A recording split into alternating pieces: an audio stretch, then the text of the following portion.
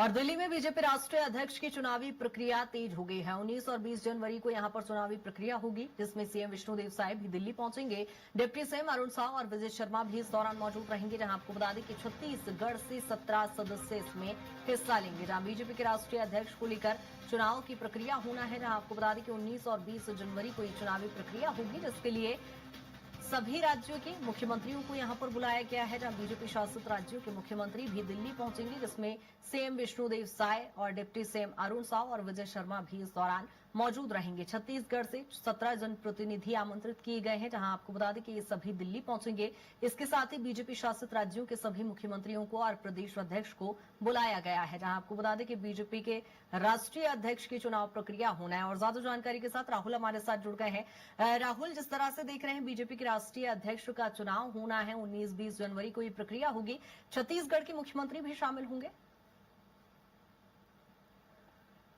दिल्ली का दौरा रहने वाला है, काफी महत्वपूर्ण मुख्यमंत्री का दिल्ली का दौरा रहने वाला है, क्योंकि यहाँ पर जो बीजेपी के राष्ट्रीय अध्यक्ष है उनका चुनाव होने वाला है। और उसके लेकर के जिस तरीके से तमाम जो तैयारियां हैं वो भारतीय जनता पार्टी के द्वारा की जा रही है, और इसके लिए राष्ट्रीय परिषद सदस्यों का विशेष योगदान होता है। उसी के तहत देखा जाए तो मुख्यमंत्री विष्णुदेव साय जो है वो राष्ट्रीय परिषद के सदस्य हैं। इसके साथ में ही यदि बात करें तो छत्तीसगढ़ से लगभग 17 जो बीजेपी के नेता है उनका नाम इसमें शामिल है, जिसमें कई विधायक सांसद मौजूद है। और देखा जाए तो संगठन के कई पदाधिकारी भी इस पूरे प्रक्रिया में शामिल होने वाले हैं। तो इसके तहत देखा जाए तो यदि बीजेपी में देखें तो जो राष्ट्रीय परिषद के सदस्य होते हैं वो अपने मताधिकार का प्रयोग करके जो राष्ट्रीय अध्यक्ष का चुनाव होता है उसमें विशेष भूमिका उनके द्वारा निभाई जाती है। और जिस तरीके से यदि देखें तो छत्तीसगढ़ में प्रभारी के तौर पर कार्य कर चुके जो नितिन नवीन है वो कार्यकारी अध्यक्ष के तौर पर अभी अपनी भूमिका निभा रहे हैं। तो उसके लिए छत्तीसगढ़ के लिहाज से और भी काफी महत्वपूर्ण ये जो पूरा चुनाव का प्रक्रिया है वो हो जाता है। और इसके साथ देखा जाए तो मुख्यमंत्री विष्णुदेव साय जो है वो परिषद के सदस्य के तौर पर चयनित हुए। उसके साथ में डिप्टी सीएम अरुण साव, विजय शर्मा भी परिषद में शामिल हैं। और आपको बता दूं कि जो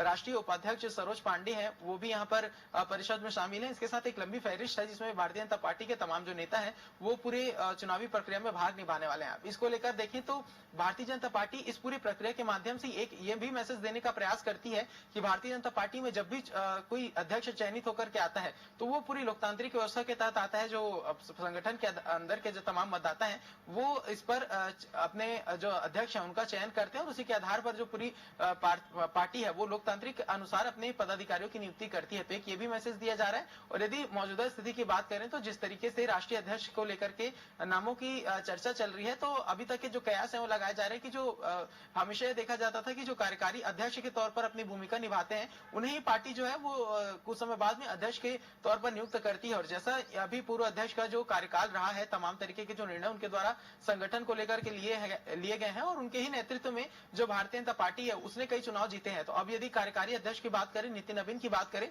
तो बिहार के मंत्री के तौर पर अपना जो कार्य वो निभा रहे हैं। इसके साथ में देखें तो छत्तीसगढ़ के प्रभारी के तौर पर विशेष भूमिका निभा सके हैं, जिनके अध्यक्षता में देखा जाए, जिनके प्रभार में देखा जाए तो विधानसभा से लेकर के लोकसभा और जो नगरीय निकाय के चुनाव है वो छत्तीसगढ़ में संपन्न हुआ, जिसमें भरपूर जीत जो है वो भारतीय जनता पार्टी के हाथों में लगी थी। तो इसके तहत देखा जाए तो ये भी एक उनका ग्राफ देखा जाएगा। इसके साथ में जिस तरीके से संगठन में तमाम बड़े नेताओं के साथ उनकी जो सामंजस्य है, केंद्रीय नेतृत्व के साथ जिस तरीके का दायित्व उन्हें सौंपा गया है, तो ये माना जा रहा है कि नितिन नवीन जो है उन्हें अध्यक्ष के तौर पर चुना जाएगा। और छत्तीसगढ़ की ओर से देखा जाए तो छत्तीसगढ़ के जो सभी बीजेपी के नेता हैं वो जरूर चाहेंगे कि नितिन नवीन का जो नाम है वो चयनित होकर आए, क्योंकि छत्तीसगढ़ से जिस तरीके से उनका कनेक्शन रहा है तो कई बार के दौरे यहाँ पर छत्तीसगढ़ के उन्होंने किए हैं, और छत्तीसगढ़ के नेताओं के साथ खास जुड़ाव जो है वो नितिन नवीन का रहा है। तो इसके लिहाज से भी देखें तो काफी महत्वपूर्ण पूरा जो चयन प्रक्रिया है वो हो जाता है। बिल्कुल राहुल, कहीं ना कहीं मजबूत दावेदारी यहाँ पर अभी फिलहाल नितिन नवीन की ही देखने को मिल रही है, और ऐसे में छत्तीसगढ़ के तमाम नेता भी वहां पर पहुंचेंगे। और